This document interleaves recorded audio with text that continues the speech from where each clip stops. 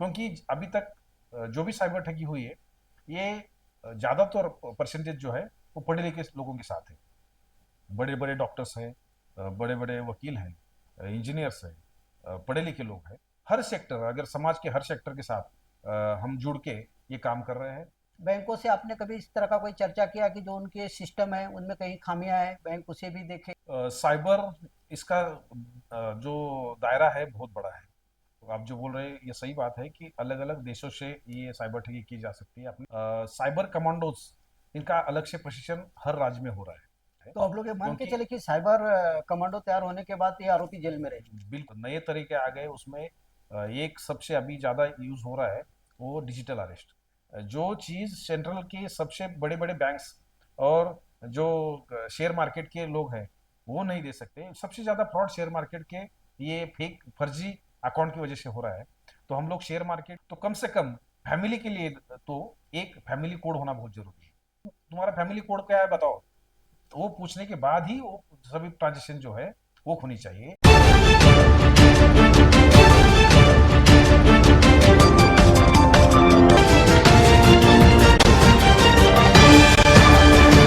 आप देख रहे हैं केशव भूमि न्यूज। दोस्तों नमस्कार, मैं हूं संजय सिंह और आप देख रहे हैं केशव भूमि। आज के डिजिटल युग में जो है इंसान के काम को तेज और आसान बना दिया है। इंसान अब घंटों का काम मिनटों में कर रहा है। लेकिन वहीं दूसरी तरफ अगर हम बात करें तो साइबर क्राइम की घटनाएं भी काफी बढ़ गई हैं। देश के दूर दराज इलाकों या देश के बाहर बैठे साइबर ठग जो है वो लोगों को, चाहे गांव के लोग हों चाहे शहर के लोग हों, उन्हें अपना निशाना बना रहे हैं। और ऐसे में पुलिस के सामने अब एक नया चैलेंज है, क्योंकि साइबर ठगी करने वाले लोग जो हैं वो कहीं पास नहीं होते।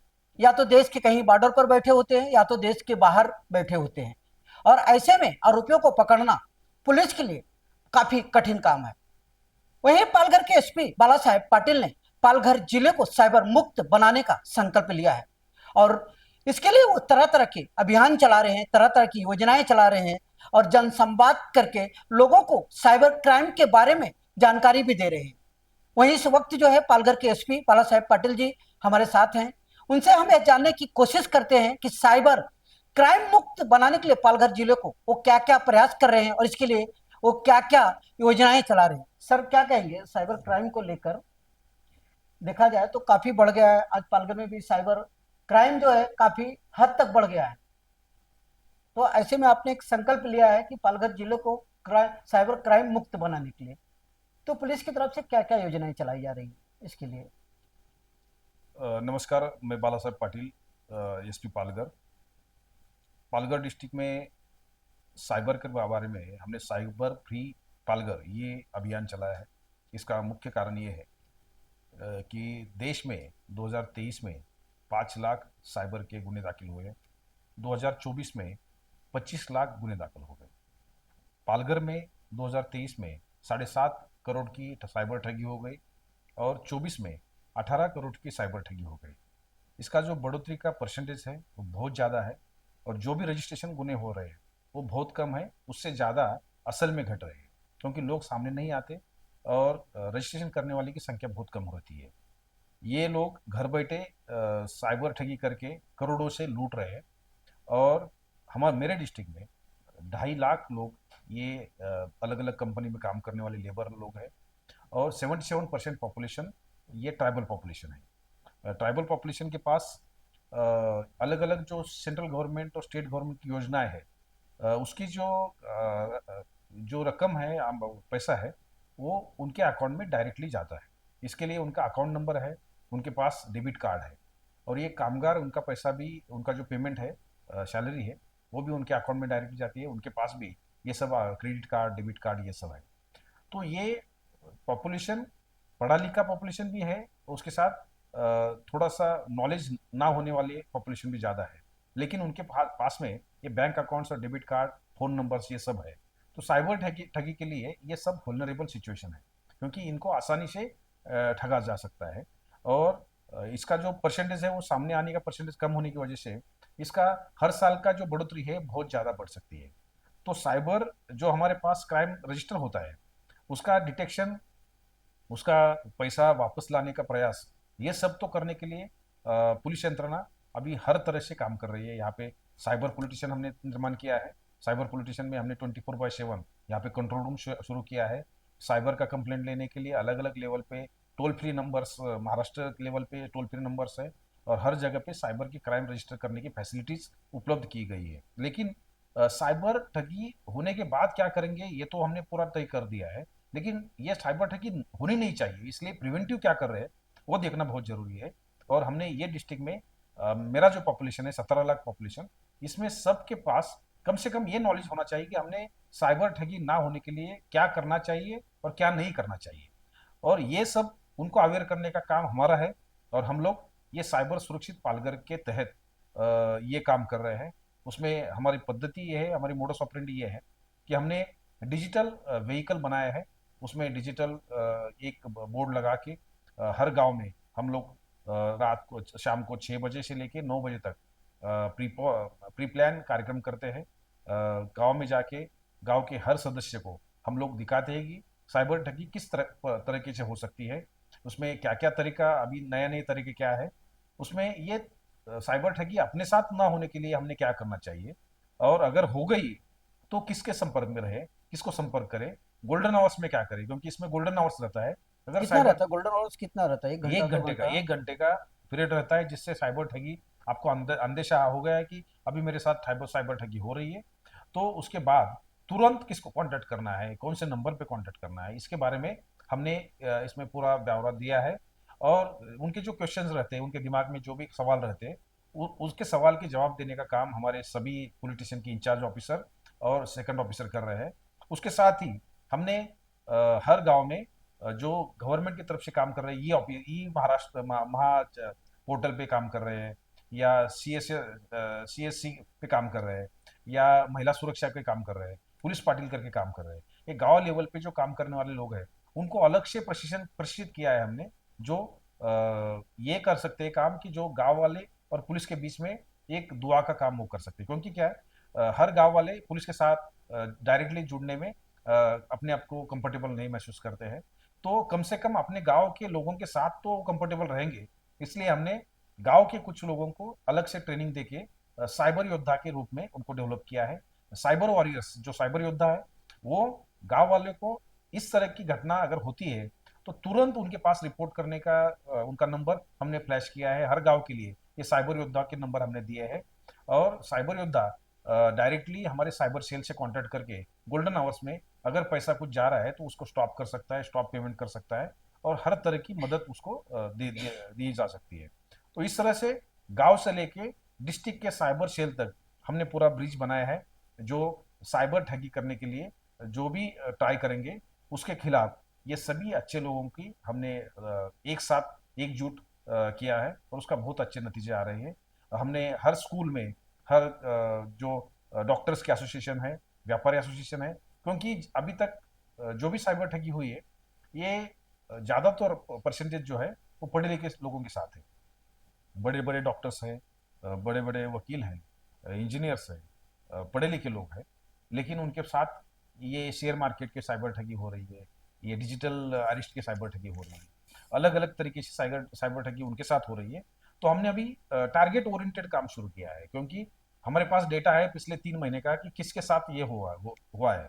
तो उनकी प्रोफाइल देखिए कि ये अगर कामगार है तो अलग अलग कंपनीज में हमें हमारे प्रोग्राम हो रहे हैं, कामगारों के साथ प्रोग्राम हो रहे हैं, उनके मैनेजमेंट के साथ हो रहे हैं, क्योंकि मैनेजमेंट में भी बहुत सारे लोगों के साथ साइबर ठगी हो रही है। और अलग अलग अपार्टमेंट में जाके हमने ये साइबर ठगी के खिलाफ अवेयरनेस का प्रोग्राम लिए है। तो हर सेक्टर, अगर समाज के हर सेक्टर के साथ हम जुड़ के ये काम कर रहे हैं, उसमें लोकल जो इंजीनियरिंग कॉलेज है, IT कॉलेजेस है, उनके प्रोफेसर्स, उसके जो स्टूडेंट्स हैं, उनके अलग अलग तरीके से हमको मदद मिल रही है। और सबसे इम्पोर्टेंट ये है कि अभी जो हमने हमने हमने अभियान चलाया था, उसके तहत कुछ कंपटीशन लिया था, ड्राइंग कंपटीशन साइबर ठगी के बारे में। तो 4,500 लोगों ने उसमें सहयोग काफी अच्छे किया है, चित्र बनाए थे और बच्चों ने बहुत सब। बढ़िया उसमें चित्र बनाए थे। इस तरह से सब लोग सामने आके, सबको पता है कि ये साइबर ठगी हो रही है, लेकिन उसमें क्या करना चाहिए उसके बारे में नॉलेज संदेश दिया शेयर था। करना बहुत जरूरी है, और हम लोग वो हर रोज कर रहे हैं। सर देखा जाए तो जो साइबर ठग होते हैं, मुझे लगता है उनको पकड़ना संभव नहीं है, क्योंकि वो या तो देश के बॉर्डर पे बैठते हैं या देश के बाहर बैठते हैं। पुलिस के लिए आसान नहीं होता। तो वो नए नए टेक्निक का उपयोग करते हैं।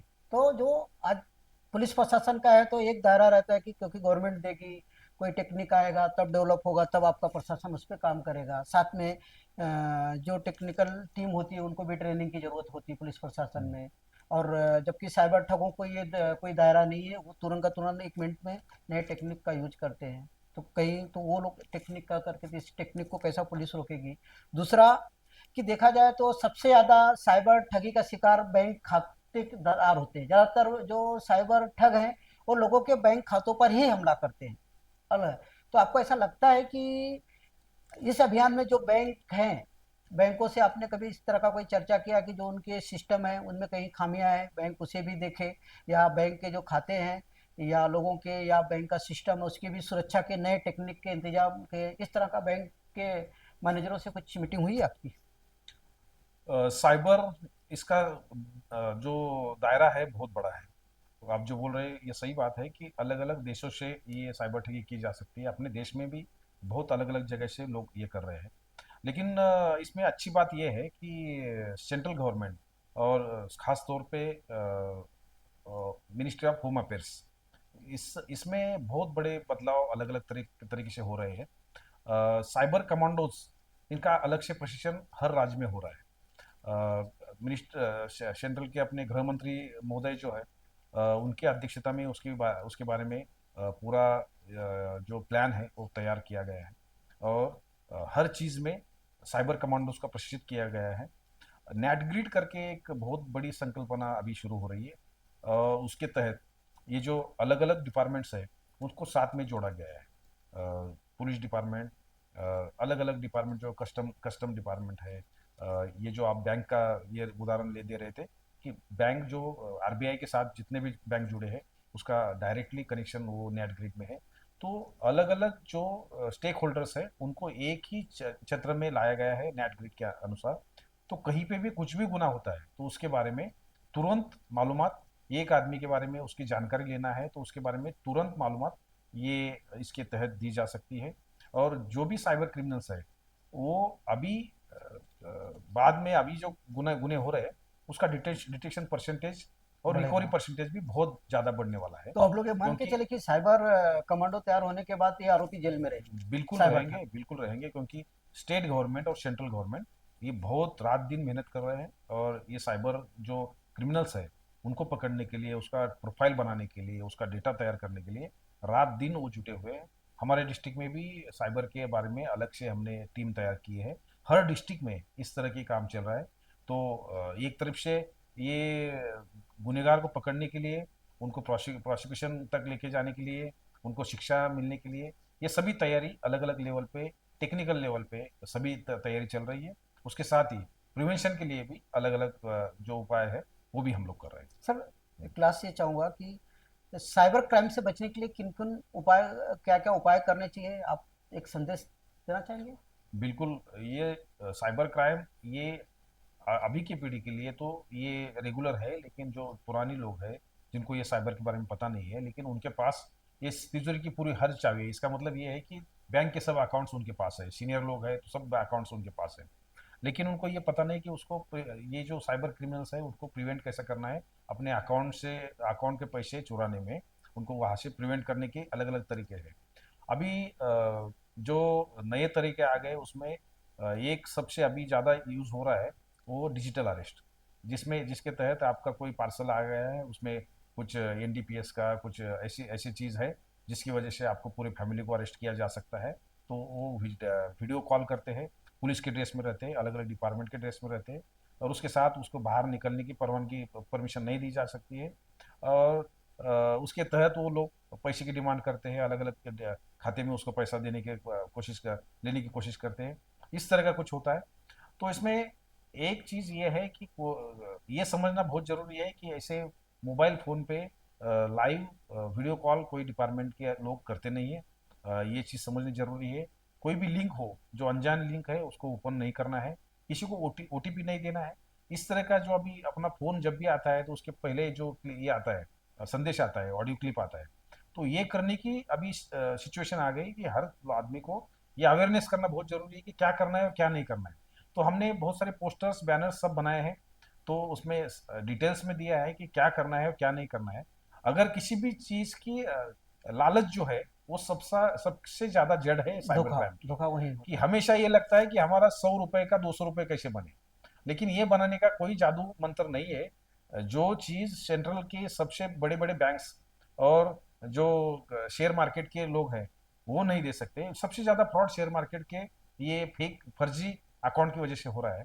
तो हम लोग शेयर मार्केट के नाम पे कहाँ पे पैसा डाल रहे हैं, वो सही है गलत है, उसका डिजिटल एड्रेस क्या है, वो सब अगर पता नहीं है और हम लोग ब्लैंकली सिर्फ पैसा मिल रहा है, पैसा दिखा रहा है कोई सामने वाला कि तुम्हारा पैसा इतना बढ़ रहा है, इसके आधार पे अगर हम लोग ये इन्वेस्टमेंट कर रहे हैं तो निश्चित तौर पे इसमें प्रॉब्लम है। तो ग्रीडीनेस जो है वो अगर कंट्रोल में रहेगा तो साइबर क्राइम निश्चित तौर पे कंट्रोल में रहेगा। कांटेक्ट में रहेंगे लोग एक दूसरे के, किसी को आशंका रहेगी तो तुरंत किसको पूछना है, इस तरह का कोई प्लान रहेगा तो ये बहुत जरूरी है। और आगे जाके आर्टिफिशियल इंटेलिजेंस का पूरा दुरुपयोग ये साइबर क्रिमिनल्स कर रहे हैं। आगे जाके बहुत सारे अभी भी गुने हो रहे हैं जिसमें हमारे फैमिली मेंबर का आवाज में, फैमिली मेंबर के नंबर से हमको फोन आने की संभावना है और वो कोई संकट में फंसा हुआ है और वो पैसा मांग रहा है, इस तरह की घटना दिखाने का कोशिश करेंगे। तो कम से कम फैमिली के लिए तो एक फैमिली कोड होना बहुत जरूरी है कि अगर 4 लोगों की फैमिली है, 5 लोगों की फैमिली है, तो कोई भी ऐसा शब्द होना चाहिए जो फैमिली को ही पता होना चाहिए कि ये फैमिली कोड है हमारा। अगर पैसे के बारे में अपना बच्चा भी बोलता है कि मुझे ये यहाँ पे प्रॉब्लम हो गया और मुझे तुरंत पैसा भेज दो, तो उस टाइम पे हमें पता होना चाहिए कि तुम्हारा फैमिली कोड क्या है बताओ। तो वो पूछने के बाद ही वो सभी ट्रांजेक्शन जो है वो होनी चाहिए। ये सिचुएशन अभी आ गई है क्योंकि किसी का भी मोबाइल हैक करके उसके मोबाइल से कोई भी मैसेज हमें आ सकता है। फेसबुक हैकिंग होता है, इंस्टाग्राम का हैकिंग होता है, हर चीज का हैकिंग होता है। तो इससे बचने के लिए कम से कम अपने फैमिली में, अपने रिलेटिव्स में कुछ कोड रखने चाहिए और समझनी चाहिए कि क्या करना चाहिए और क्या नहीं करना चाहिए। तो इस तरह की छोटी छोटी घटना, छोटी छोटी चीजें हैं, लेकिन लोगों को इजी मनी की वजह से 80% साइबर क्राइम जो है इजी मनी की वजह से होते हैं और बाकी के जो है वो इलिटरेसी की वजह से, साइबर इलिटरेसी की वजह से होता है। तो ये अगर जानेंगे और लोगों के साथ इसका डिस्कशन होगा तभी इससे बचने का उपाय मिल सकते हैं। आपने देखा ये पालघर के एसपी बाला साहेब पाटिल थे। इनका कहना है अगर साइबर क्राइम से बचना है तो आपको सावधान रहना होगा। अगर आपके फोन पे कोई अनजान फोन आता है या जो साइबर ठग है, अब वो तरह तरह के हथकंडे अपना रहे हैं। एक वक्त था जब आप साइबर ठग जो है आपके खातों पर हमला बोलते थे, लेकिन अब वो पार्सल तक आ गए। आपके घर पे किसी ड्रग्स का या किसी नशे का पार्सल भेजा जाता है, फिर वीडियो कॉल किया जाता है, आपको डराया धमकाया जाता है। तो साहब का कहना है ऐसे में घबराए नहीं, आप अपने जो नज़दीकी पुलिस स्टेशन है उनसे संपर्क करें। कई बार आपको फ़ोन आता है कि आज एआई का जो नया टेक्निक है उसके माध्यम से आपके फैमिली किसी मेंबर का आवाज़ निकाल के बोला जाता है कि मैं यहाँ पे फंसा हूँ। तो ऐसे में कुछ फैमिली कोड बनाएं या तो फिर अपने किसी भी उस व्यक्ति को क्रॉस चेक करें कि हाँ वही बोल रहा है कि उसकी आवाज़ में दूसरा कोई बोल रहा है। क्योंकि जितना डिजिटल आगे बढ़ रहा है उतनी हमारी समस्याएं बढ़ रही हैं, उतने क्राइम बढ़ रहे हैं। डिजिटल भले हमारे काम को आसान बना रहा है एक तरफ, तो वहीं दूसरी तरफ हमारे काम को कठिन बना रहा है, हमें क्राइम के दलदल में भी ढकेल रहा है। तो ऐसे में हमें सावधान रहना जरूरी है। और साइबर क्राइम मुक्त बनाने, पालघर जिला को बनाने के लिए जिस तरह पुलिस अभियान चला रही है, हर व्यक्ति को उससे जुड़ना चाहिए और साइबर क्राइम से कैसे बचना है पुलिस से उसकी जानकारी लेनी अनिवार्य है। संजय सिंह, पालघर। अगर अभी तक आपने हमारे चैनल को सब्सक्राइब नहीं किया है तो अभी सब्सक्राइब करें और बेल आइकन को क्लिक करके हमारी लेटेस्ट खबरों से रहे अपडेट।